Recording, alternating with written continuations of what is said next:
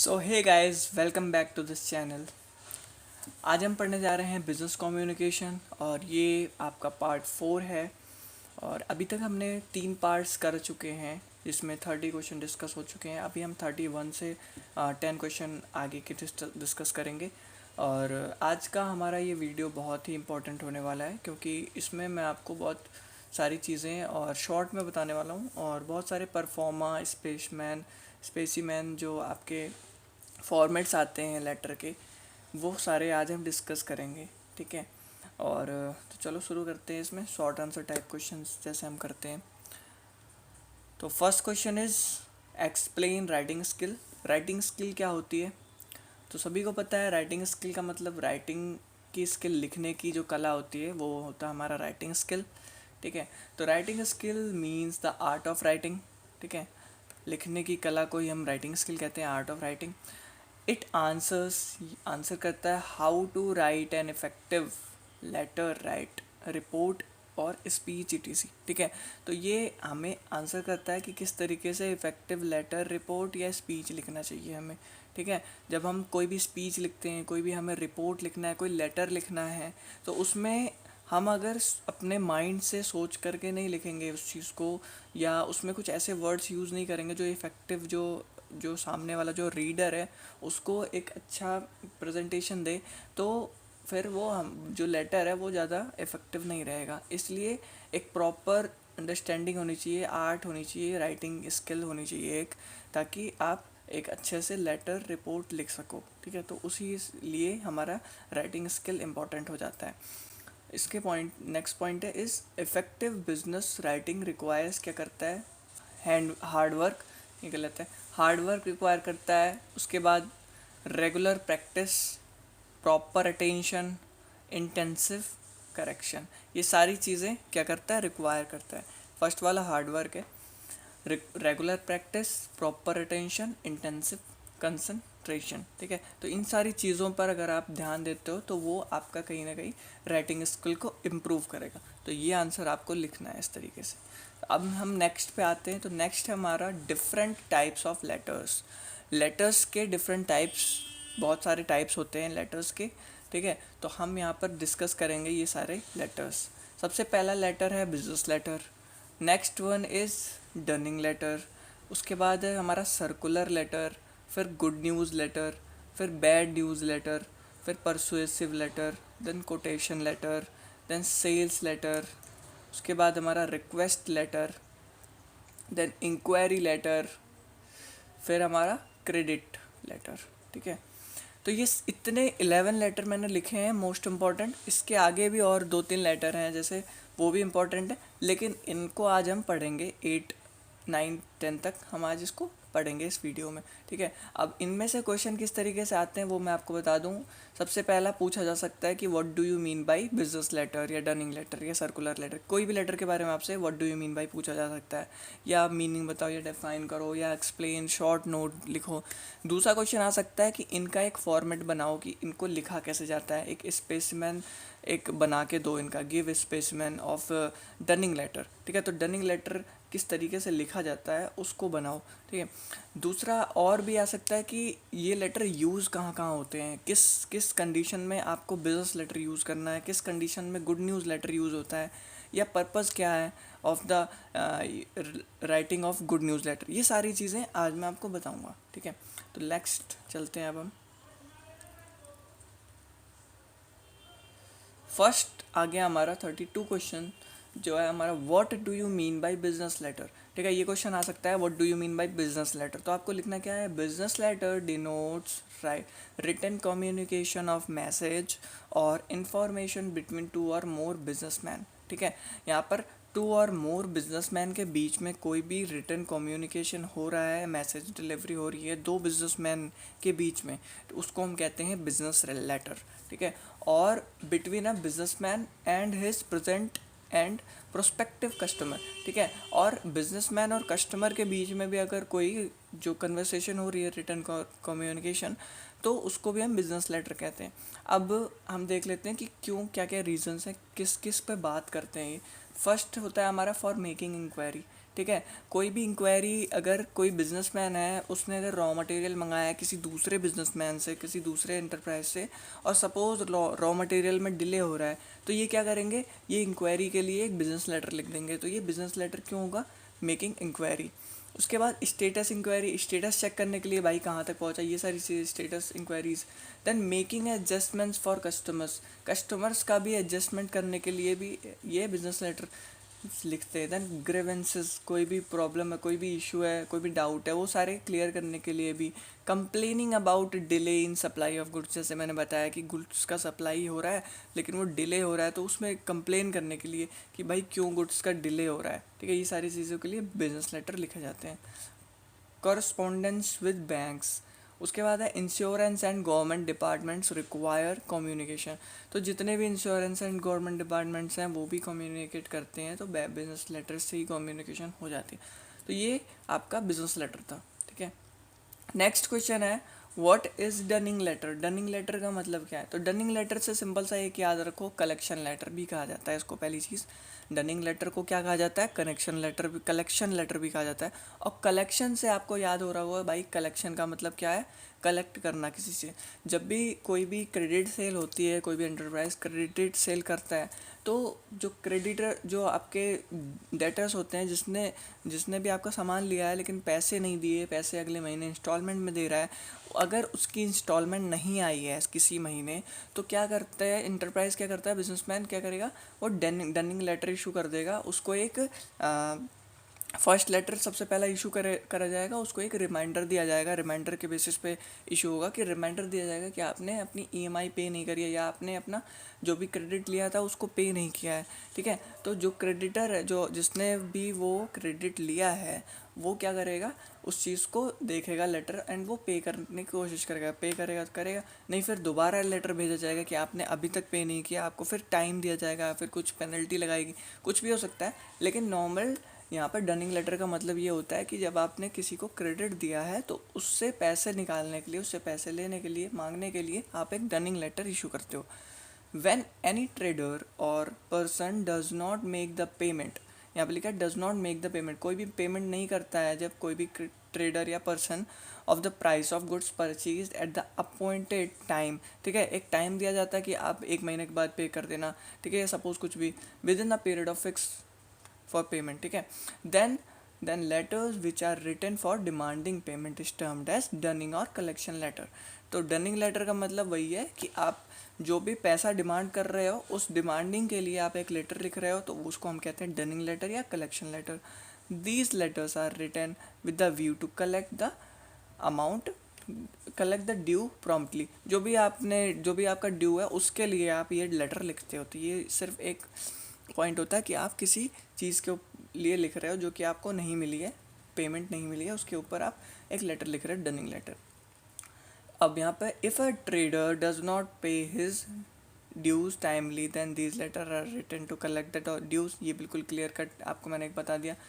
These letter are drawn in such a manner that amount should be collected without distorting the relation with the customers. अब आप जब पैसे मांग रहे हो, ठीक है, जब आपने, भाई आपके ही पैसे हैं, लेकिन जब आप पैसे मांग रहे हो तो वो पैसे आप एक प्रॉपर, एक फ्रेंडली, एक पॉजिटिव वे में मांगो। अगर आप नेगेटिव वे में मांगोगे तो वो बंदा, कस्टमर जो है, वो पैसे आपके दे भी देगा, लेकिन अगली बार से वो आपका कस्टमर नहीं रहेगा, वो फिर कहीं और से चीज़ें खरीदेगा, वो आपका रिलेशन फिर वो वहाँ पे अफेक्ट हो जाएगा, ठीक है। तो इसमें यही लिखा है कि आपको मनी तो कलेक्ट करना है, लेकिन without distorting the relation with customer से आपका अपना रिलेशन नहीं ख़राब करना है, कस्टमर से प्यार से ही सारी चीज़ें कहनी है कि भाई हम, मतलब हमारे पास भी फ़ंड की कमी हो रही है और आपको हमारे पेमेंट करनी पड़ेगी, सिंपल चीज़ है। आप इसीलिए तो लेटर लिखना है, डनिंग लेटर इसी का काम करता है। उसके बाद थर्ड पॉइंट है positive attitude should be adopted while collecting dues from the customers.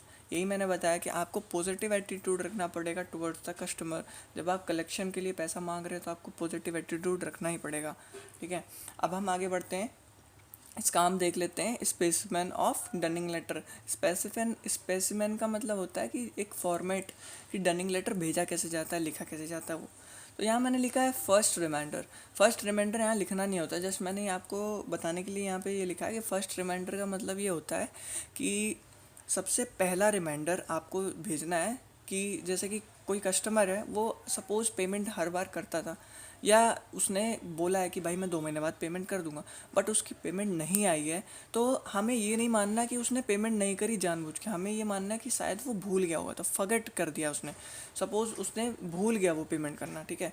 तो हमें सबसे पहला उसको रिमाइंडर देना है कि आप शायद भूल गए होगे, या आपने शायद नहीं देखा होगा, तो इसलिए आपको पेमेंट करना है। उसके बाद सेकंड रिमाइंडर आता है, फिर थर्ड रिमाइंडर आता है, फिर फाइनल रिमाइंडर होता है। तो ये सारे रिमाइंडर्स होते हैं, ठीक है। तो आपसे क्वेश्चन सिर्फ यही पूछा जा सकता है कि स्पेसिमेन ऑफ डनिंग लेटर बता दो, एक्सप्लेन कर दो और उसका एक परफॉर्मा बना दो। तो मैंने यहाँ पे बना रखा है, ठीक है। अब इसको हम थोड़ा सा देख लेते हैं। तो सबसे पहला है हमारा तरुण ट्रेडर, D17, कमला नगर, दिल्ली, यहाँ पे पिन कोड दे दिया है। तो ये जस्ट एक एड्रेस है, ठीक है। ये कौन सी कंपनी है उसको ये भेजा जा रहा है। जैसे कि मेरी एक ऑर्गेनाइजेशन, तो मेरी ऑर्गेनाइजेशन का नाम अगर ये है तो ये मेरा ऑर्गेनाइजेशन का नाम है, सेंडर एड्रेस है, ठीक है। सेंडर एड्रेस यहाँ लिखा है, यहाँ रेफरेंस नंबर लिख दिया है, जो भी रेफरेंस नंबर आपके बिल पर होगा वो रेफरेंस नंबर सपोज यहाँ पर ऐसे ही है। और यहाँ पर डेट डाली है Feb 7 और 2006। यहाँ पर लिखा है टू, जिसको भेजना है यहाँ पर रिसीवर एड्रेस यहाँ पर आया to mister Shyaman traders and 15 Gandhinagar Meerut. इसको इन ट्रेडर को इनको भेजा गया है। तो यहाँ पर टू से लिख दिया गया। देन सब्जेक्ट, यहाँ सारा फॉर्मेट सेम है जैसे लेटर लिखा जाता है, आपने लेटर देखा होगा। यहाँ पे सब्जेक्ट लिखा है नॉन रिसिप्ट ऑफ पेमेंट का। देन उसके बाद डियर, यहाँ डियर सर लगाया है प्रॉपर। फिर we just want to remind, देखो मैंने पहले क्या बोला कि जब आपको फर्स्ट वाला है तो आपको रिमाइंडर देना है, क्या पता वो भूल चुके हैं, इस वजह से we just want to remind you about the outstanding bill number. Outstanding bill number यहाँ पे देना है 5452 का, कि वो पता चले भाई बहुत सारी ट्रांजेक्शन करता है वो तो ट्रेडर, तो इस वजह से बिल नंबर देना ज़रूरी है। Dated February 2, 2006 shows the amount owing to be rupees. यहाँ पर प्रॉपर अमाउंट दे दिया आपने कि कितना आपका अमाउंट बकाया है, कितना आपने बोला था कि मैं पे कर दूंगा, ठीक है। Most probably it is just an oversight of your past, ठीक है।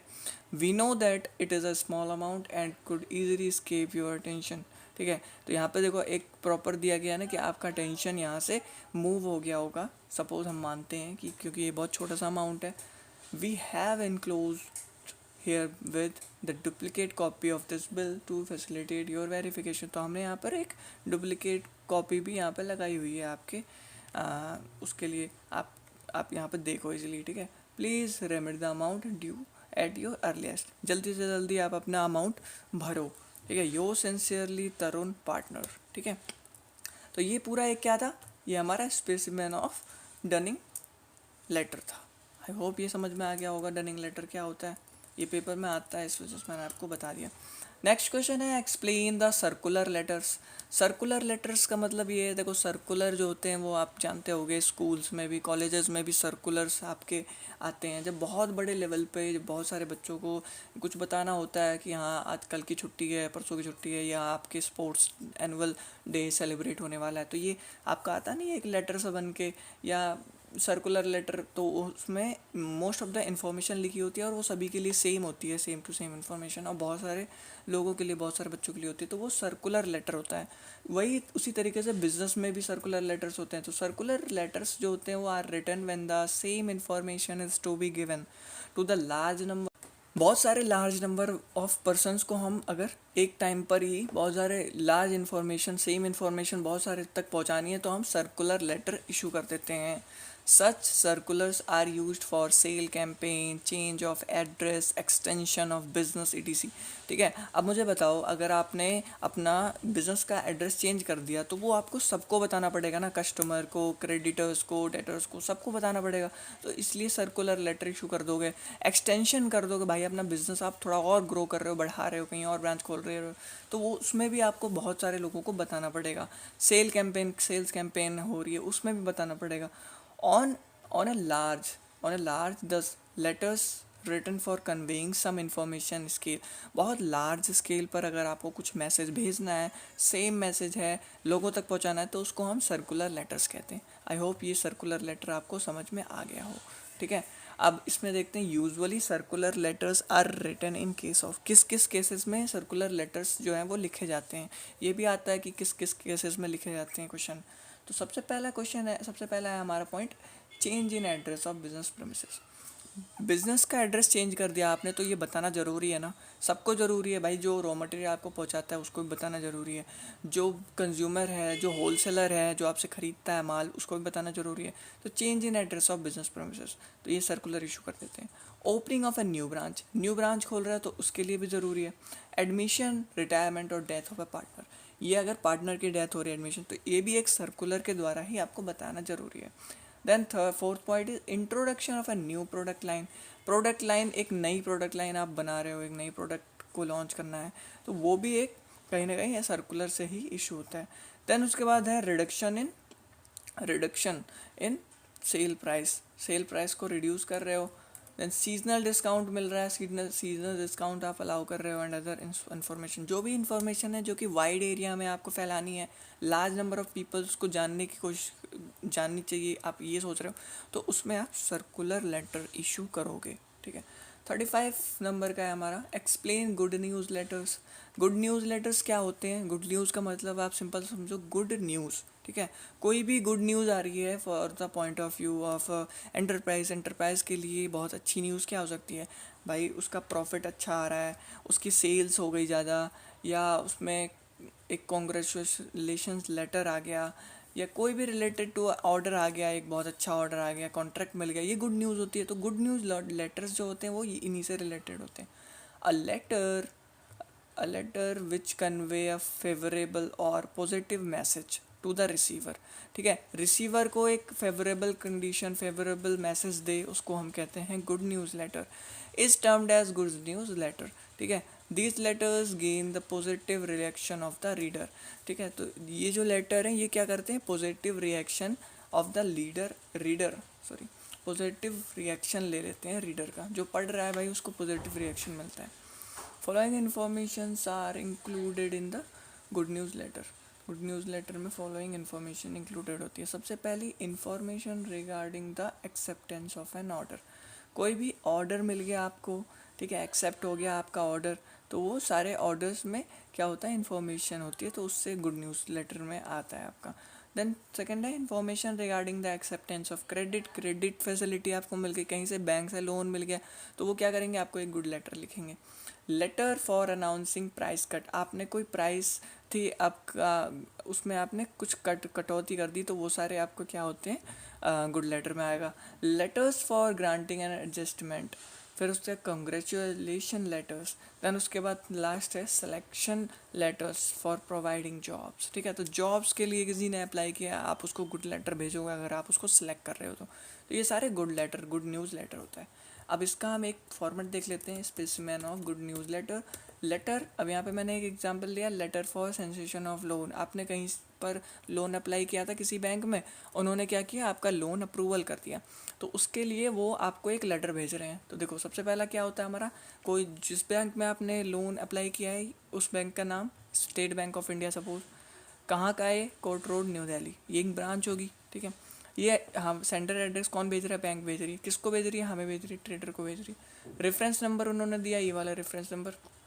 ठीक है, आपका रेफरेंस नंबर आपने जो अप्लाई किया था उसके लिए, डेट आपकी यहाँ पर लिख दी है। उसके बाद टू, यहाँ पर सेंडर एड्रेस लिखा, रिसीवर एड्रेस लिखा जिसको रिसीव हुआ है, यहाँ पर रिसीवर एड्रेस लिखा है जिसको रिसीव हुआ है, mister Sarvesh traders Adarsh Nagar New Delhi. Subject में डाल दिया है क्या? Sensation of loan, sanctioning of loan. ठीक है, dear sir, I am pleased to inform you that your loan application dated 12 सितंबर 2006 हैज़ बिन एक्सेप्टेड। देखो यहाँ पर लिखा है ना, उन्होंने एक्सेप्ट हो गया है। You are granted overdraft limit of 2 lakh for a period of 2 year. ठीक है, 2 लाख का लोन मिल गया आपको 2 साल के लिए। मिनिमम इंटरेस्ट लिखा है यहाँ पे 8% monthly, rest will be charge with subject to the change in the interest rate. ठीक है, तो मिनिमम 8% का होगा, बाकी आपका चेंजेस अगर होगा तो उसके हिसाब से लगेगा interest. Then your business premises being evaluated and market price will be hypothecated as a security against the overdraft. ठीक है, एक सिक्योरिटी के तौर पे आपके बिजनेस प्रेमिसेस को हमने कंसिडर किया है। The hypocrested premises will be insured against the risk of fire and burglary etc. तो ये सारे आपने कुछ कंडीशंस भी इसमें इम्पोज करे हैं. Then please confirm the agreement of overdraft by signing the agreement and hypothecation letter along with guarantors signature. तो आपने यहाँ पर लिख दिया कि प्रॉपर आप देख लो, अगर आपको लोन चाहिए तो आप साइन वाइन करके आप दे दो. Your sincerely Ashok Goyal manager. वहाँ के मैनेजर ने ये चीज़ लिख के दे दी. ठीक है, तो ये कौन सा लेटर है? ये हमारा गुड न्यूज़ लेटर है. आपको एक लोन सेंक्शन हुआ और किसी बंदे ने आपको दे दिया. ठीक है, नेक्स्ट आते हैं हम bad news letter. Explain the bad news letter. Bad news letter का मतलब है बैड न्यूज़ आपको कोई मिली. ठीक है, बैड न्यूज़ का मतलब बैड न्यूज़ मिली है कोई. तो bad news letter as such letter which convey some unfavourable and unpleasant information. कोई भी अनप्लीजेंट या अनफेवरेबल इंफॉर्मेशन आपको मिली है तो उसको हम बैड न्यूज़ लेटर कहते हैं. ठीक है, in such a letter negative aspect should be disclosed in the manner that it may be acceptable to the reader. ठीक है, तो इसमें एक नेगेटिव एस्पेक्ट भी होता है. ठीक है, जो कि अनएक्सपेक्टेबल होता है. जो रीडर क्या वो मतलब रीडर भाई जो पढ़ रहा है वो भी नेगेटिव थोड़ा सा सोचने लगता है. जैसे कि to reject an application of your request. Suppose किसी ने आपसे रॉ मटेरियल मांगा था क्रेडिट बेसिस पर, तो आप क्या बोल रहे हो कि अभी आपके पास क्रेडिट बेसिस पर रॉ मटेरियल नहीं है, तो आप उसको एकदम से मत मना करो. आप उसमें एक छोटा सा बैड न्यूज़ लेटर के टाइप से लिखोगे कि भाई मेरे पास ये फैसिलिटी नहीं है अभी, और आगे अगर होगी तो मैं आपसे कांटेक्ट करने की कोशिश करूँगा. इस तरीके से लिखोगे तो कहीं ना कहीं जो पढ़ने वाला रीडर है उसके ऊपर एक थोड़ा सा कम इफेक्ट पड़ेगा, नेगेटिव थोड़ा कम पड़ेगा. तो वही है, लेकिन ये नेगेटिव एक्सपेक्ट शो करते हैं ये बैड न्यूज़ लेटर. ठीक है, तो a bad news letter should be written in such a way that help in maintaining a good image of a writer and his organisation. अगर आप एकदम झटके से मना कर दो कि मैं नहीं दे रहा, कोई भी क्रेडिट पे मैं नहीं दे रहा, मैं कैश पे देता हूँ, तो ऐसे क्या होगा कि वो जो रीडर है जिसने आपसे गुड्स की डिमांड करी थी कि मुझे क्रेडिट बेसिस पे दे दो गुड्स, वो क्या करेगा भाई, वो सोचेगा कि यार ये ऐसा बंदा है यार, ये क्या चलाएगा बिजनेस, और मतलब इतना रूड है. ठीक है, तो नेगेटिव इफेक्ट पड़ेगा. इसलिए आपको एक प्रॉपर लेटर में एक सिंपल सी बात करनी है, आपको कोई रीजंस देने हैं कि क्यों आप कह रहे हो. ठीक है, it should produce the impression that writer is helpless. ठीक है, जो आप लेटर लिख रहे हो उसमें ये पता लगना चाहिए कि राइटर जो है, जो लिख रहा है, जो सेंडर है, वो हेल्पलेस है, उसके पास कोई चारा नहीं है to do with the circumstances and he is not rejecting a request on his own. ठीक है, वो खुद से उस रिक्वेस्ट को रिजेक्ट नहीं कर रहा, उसके पास कुछ प्रॉब्लम है जो ऑर्गेनाइजेशन की है, जो उसके परे हैं, मतलब ठीक है, जो उससे डील कर रहा है, तो उस ऑर्गेनाइजेशन में वो कंडीशन अलग लेवल की है. Next question is what is meant by persuasive letter. Persuasive letter का मतलब क्या होता है? तो परसुएसिव लेटर का मतलब ये होता है कि जब भी आप किसी को लेटर लिख रहे हो कन्वीनियंस एंड इन्फ्लुएंस करने के लिए, कोई भी बात है, कोई भी व्यू है, कोई भी ओपिनियन है आपको, और आप किसी पर्सन को लिख रहे हो कि आप इस ओपिनियन को चेंज करो, एंड ओपिनियन चेंज करने के लिए या किसी को इन्फ्लुएंस करने के लिए, अपनी बातें मनवाने के लिए, तो वो हम कहते हैं persuasive letters. The letter which are written for convincing and influencing other persons to obtain the desired objective it termed as persuasive letters. तो उसको हम कहते हैं persuasive letter, जिसमें convincing and influencing other persons, दूसरे पर्सन को convince करना and influence करना है उस लेटर के थ्रू, तो उसको हम persuasive letter कहते हैं. These letters make changes in the thoughts, views and opinion of reader accordance with desired action. ठीक है, तो ये जो आपके लेटर होते हैं ये क्या करते हैं, ये थॉट्स, व्यूज़ एंड ओपिनियंस को चेंज करते हैं अकॉर्डिंग टू डिज़ायर्ड एक्शन के थ्रू. ठीक है, these letters are written when the reader is not ready to comply with the request.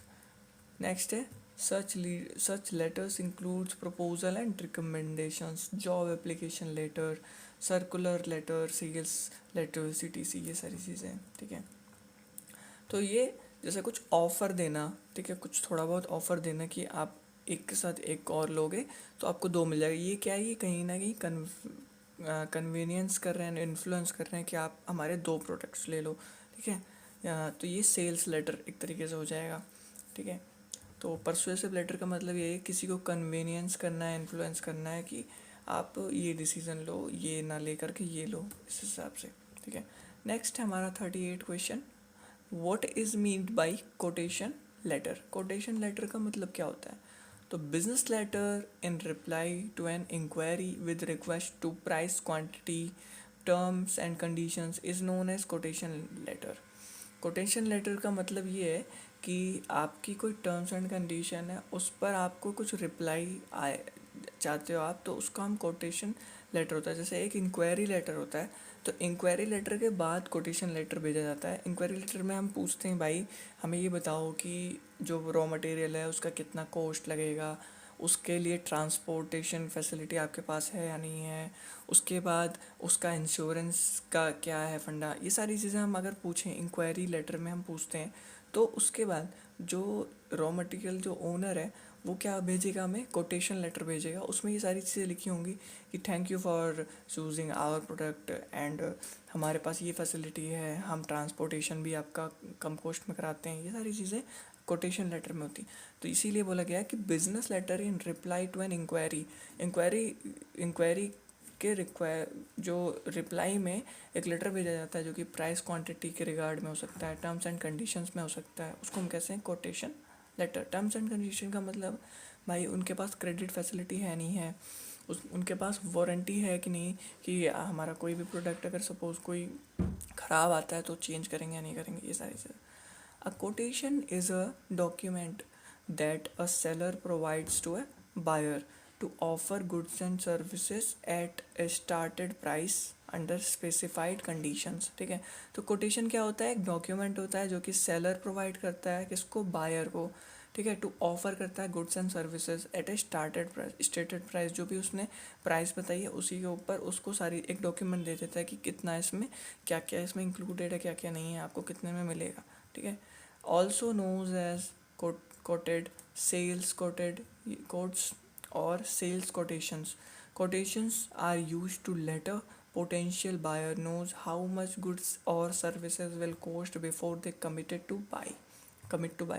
तो जब भी कोई भी रॉ मटेरियल या गुड्स खरीदता है तो वो सबसे पहले बजट देखेगा कितने का पड़ेगा मुझे, तो वो परचेज़ करने से पहले कॉस्ट को एनालाइज करेगा कि कॉस्ट कितनी आ रही है। वो सारी चीज़ें क्या होता है हमारा कोटेशन लेटर के अंदर लिखा होता है। कोटेशन लेटर का मतलब आपका रिलेटेड टू कॉस्ट, आपकी कॉस्ट, आपके ये सारी चीज़ें बताई जाती हैं, प्राइस कितनी है, ये सारी चीज़ें। Next, so next question is 39, what are sales letters. Sales letters क्या होते हैं? तो sales letters are the letters which are written for selling goods and services and ideas. Goods services और आइडियाज़ को सेल करने के लिए सेल्स लेटर होते हैं। जैसे कि कोई भी गुड है तो उसको आपने बेचना है तो उसको एक अपने लेटर में लिखा एंड उसके सारे स्पेसिफिकेशन बताई और आपने उसको सेंड कर दिया बहुत सारे अलग अलग जगहों पर। These letters must be written in an effective and convincing way so that these may inspire the reader to buy the product.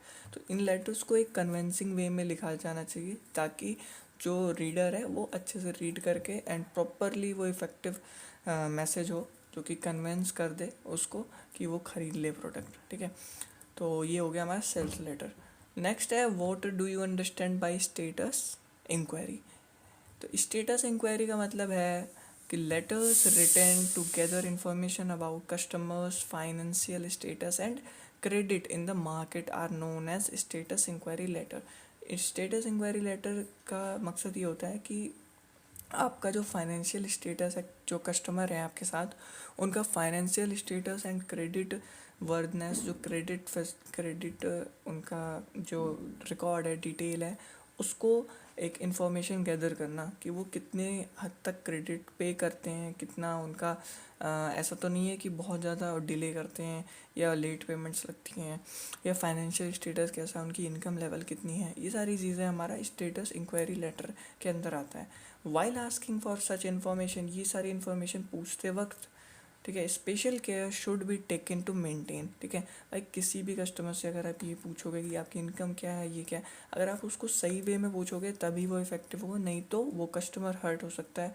वो कस्टमर आपको बोल सकता है कि ये सब क्यों पूछ रहे हो, why you are considering the income of mine, ठीक है। So that honour and reputation of the concern customer may not hurt.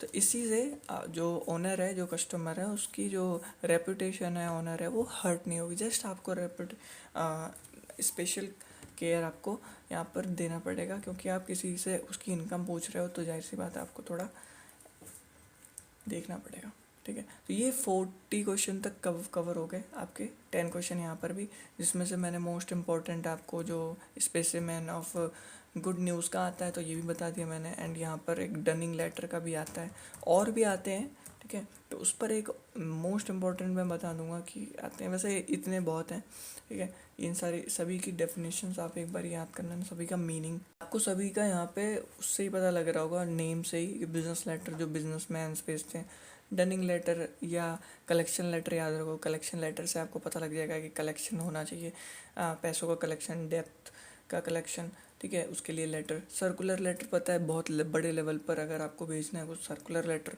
Good news letter, good news आई है आपके पास या आपको गुड न्यूज़ देनी है, ठीक है। बैड न्यूज़ का bad news letter, persuasive letter, quotation, sales, ये सारी चीज़ें आपको मैंने पढ़ा दिया है। देन ये हमारा पार्ट 4 कंप्लीट हो गया। आई होप गाइस आप सभी को ये सारा क्वेश्चन समझ में आ गया होगा। ये वीडियो सबसे इम्पोर्टेंट है क्योंकि इसमें मैंने बहुत सारे चीज़ें डिस्कस करी हैं, इसलिए ये थोड़ी लंबी भी हो गई है। तो आपसे मिलता हूँ नेक्स्ट वीडियो में, पार्ट 5 में। तब तक के लिए आप मेरे चैनल को सब्सक्राइब करें एंड शेयर करें अपने दोस्तों के साथ। Thank you so much.